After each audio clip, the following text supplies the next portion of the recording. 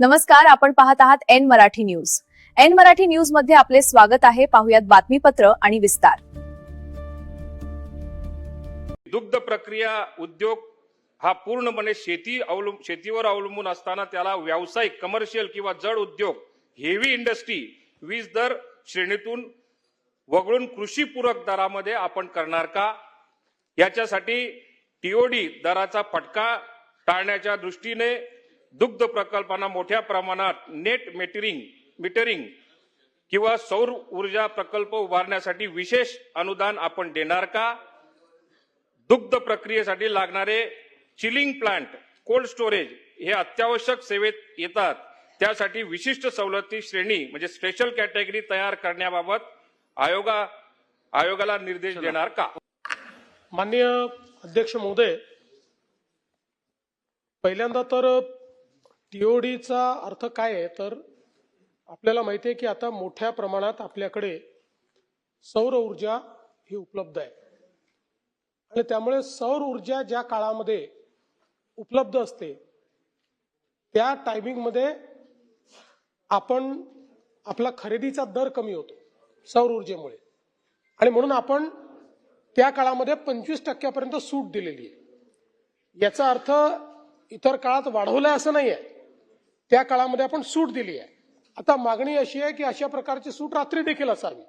पण यात सगळ्यात महत्वाचं हा जो काही उद्योग आहे या उद्योगाच्या संदर्भात मागच्या काळामध्ये आमच्याकडे लोक आले आणि त्यांनी या ठिकाणी दुग्ध संकलन उद्योग जो आहे या संदर्भात जे चिलर्स वगैरे आहेत याचे जे दर आहेत ते औद्योगिक केले होते. त्या संदर्भात राज्य सरकारने देखील MERC पुढे आपण गेलो. MERC ला आपण सांगितलं की हे संकलनाचं जे काम आहे त्याच्याकरता हे चिलर्स वापरले जातात. त्या ठिकाणी वेगवेगळी संकलन केंद्र आहेत. चिलर्स शिवाय संकलन होऊ शकत नाही आणि म्हणून याला स्पेशल कॅटेगरीची ट्रीटमेंट आपण दिली पाहिजे. आणि मला सांगताना आनंद वाटतो की साधारणपणे जे काही दुग्ध संकलन उद्योगांना आकारलेले आता नवीन आदेश आलेले आहेत ज्यामध्ये 1 जुलै 2026 पासून ते लागू होणार आहेत. त्यामध्ये आता त्यांनी ते मान्य केलेलं आहे आणि यापूर्वी लघुदाब वाणिज्यमध्ये 16 रुपये 55 पैसे युनिट होता, तो आता नवीन दर हा 16 रुपये 55 पैशावरनं 7 रुपये 31 पैसे प्रति युनिट त्यांनी करून दिलेला आहे. उच्चदाब वाणिज्यमध्ये 13 रुपये 81 पैसे अशा पद्धतीनं आपल्याला तो रेट लागायचा, तो आता त्यांनी 9 रुपये 6 पैसे असा रेट तयार करून दिलेला आहे.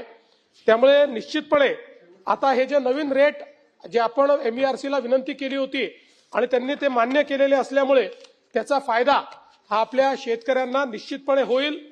याच्या व्यतिरिक्तही आपण ज्याप्रमाणे सांगितलं की कोल्ड स्टोरेज बाकी इतर याकरता काही विशेष विचार करता येईल का, तर त्या संदर्भात आता प्रयत्न चाललेला आहे. विशेषतः अजूनही सोलरवरचं कोल्ड स्टोरेज जे आहे त्याची फिजिबिलिटी पाहिजे त्या प्रमाणात येत नाहीये, पण त्यात इनोव्हेशन्स खूप मोठ्या प्रमाणात होत आहेत. त्यामुळे शासनालाही कोल्ड स्टोरेजची चेन उभारायची असल्यामुळे त्याचा जो काही विजेचा दर आहे हा आटोक्यात कसा आणता येईल, त्याला हायब्रिड करता येईल का, अशा प्रकारचा विचार चाललाय. त्यामुळे निश्चितपणे या संदर्भात आम्ही प्रयत्न करून जो चांगल्यात चांगला निर्णय घेता येईल तो घेण्याचा प्रयत्न करू. आजच्या बातमीपत्रात इथेच थांबू. पाहत रहा एन मराठी न्यूज. बातमी आवडली असल्यास चॅनलला लाईक, शेअर आणि सबस्क्राईब जरूर करा. धन्यवाद.